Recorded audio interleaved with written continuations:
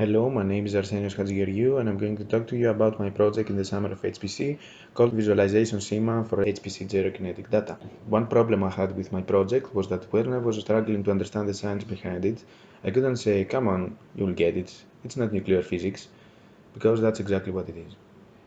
But since most of us don't know a lot about nuclear physics, me included, I'm not going to try to explain all the variables, the constants and the equations behind my project. What I'm interested in sharing with you is the importance of the scientific field, how the usage of HPC have provided much needed boosting in this field, and how my work is actually helping scientists in this field. This is my project's title, and to help you understand it, I will say that gyrokinetic is a method of plasma modeling, or specifically simulating nuclear fusion reactors. Those reactors manipulate small atoms at their plasma state into steady-state plasma fusion, which produces bigger atoms and emits energy. If this one sounded like gyros, reactors, emits energy. Don't worry, I will clarify anything, so let's start with the simple things. It has something to do with generating energy. The smallest atom mentioned could be deuterium or tritium, atoms that are similar to hydrogen. Deuterium has one proton, one neutron and one electron, while tritium is similar but has one extra neutron. The bigger atom mentioned could be helium. Another thing mentioned was the plasma state.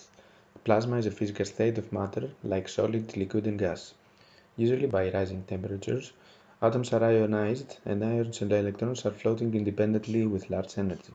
In nuclear fusion, simple atoms in plasma state collide with each other, get bonded, and very large amount of energy are emitted. Scientists try to create nuclear fusion reactors to generate energy for free, using more or less water molecules, by heating them up using magnets.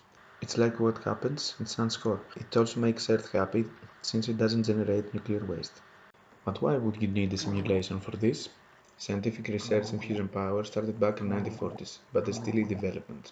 Problem is, we cannot reach steady-state plasma fusion. We cannot make the plasma stay hot for long enough. Scientists try to change the machine characteristics to find the ideal for steady-state plasma fusion. Plasma simulations, however, are much more cheaper, faster, and easy to parameterize. Since a lot of computational power is needed, nuclear physicists use HPCs to do such large-scale simulations. Gyrokinetics is a method of plasma simulation that balances between simplicity and detail. Don't worry, we are almost there. GENE, which stands for Gyrokinetic Electromagnetic Numerical Experiment, is one of those gyrokinetic plasma simulation programs with good performance and a lot of parameters to include in the simulation. The program output is a couple of binary files with calculated results.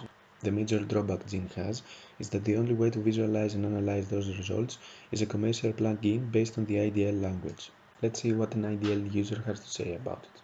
Όχι, δεν μου ήταν εύκολο. No, it wasn't easy. I had to see the results. I pressed buttons and I couldn't understand what it was showing. There were a lot of buttons. It was like a spaceship. Some errors make us unable to plot some sims. Apart from that, the IDL program is not available for everyone since a license is needed in order to completely analyze the results. And this is where my project comes.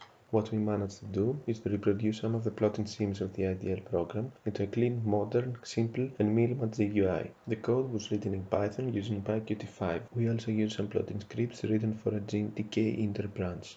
Having everything automated, the user has to select only the gene output folder and then click the desired plot. Default values are presented clearly, and all the plots or variables have help message boxes. We managed to reproduce one-third of the IDL program, from the energy variable variations over time to geometric elements of the specific machine, and from moment-related plots and animations to timestamp variation and spatial contour plots, all with the user-defined variables configurations. Ναι, είναι πάρα πολύ εύκολο. Yes, it is very easy. I just have to click on the folder of the results and select the plot I want to see. It's like seeing the reactor. The only thing I have to care about now is how to make things stay hot in there. That's what Steve said, and that's what my project was. If you want to get more details about this project, check the Summer of HPC site for my final report. I would like to thank Dayan, Gregor and Leon, and all of the participants of the Summer of HPC. And that's all from me. Bye.